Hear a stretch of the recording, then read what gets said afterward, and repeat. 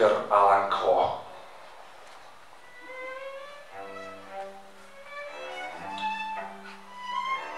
Da se Edgar Allan Poe rodio u Leskovac, sigurno bi živeo u Batulovcu. I ne bi napisao Gavrana, nego bi prodavao krastavčike, lubenice i paprike na Fantaš subotom. I stalno bi se pitao da čovek kad moča duže od 15 minuta, je li to velika nužda ili koja je?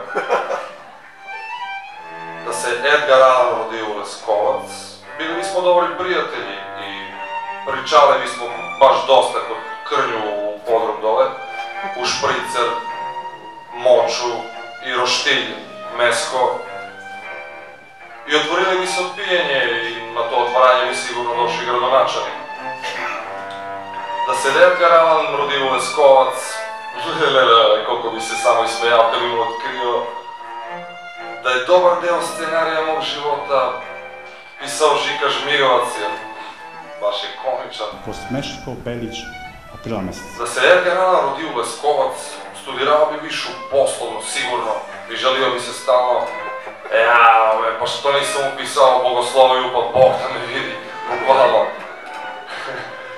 Da se Edgar Allan rodio u Leskovac, ne bih umeo da mu objasnim naziv restorana Dale 11, kao šta gazda mu vao 20 devojke i 11 mu dala, ostale nisu. Sve bi si spotikali, mora da ima nešto i znam da bi znao da je Milica Pavlović iz Leskovac, jer je ona ponos ovog granda. Da se Edgar rodio u Leskovac, čitao bi stalno knjigu Paula Coelha, Paprika u očima čoveka iz Lokošnice. Čitao sam zanimljivosti u njemu, ne znaje se kako je umro. A da se rodio u Leskovac, znalo bi se, jer u Leskovac se sve zna. Na grobi mu pisalo umre od smejanjem, doručkovao bi sirenje i ajvar, stalno bi dodirao koštanu svrš, bio bi ubeđen da su crnotravci izgradili Keopsovu piramidu. Da se Edgar Allan rodio u Leskovac, zvao bi se Edgar Allan Poe.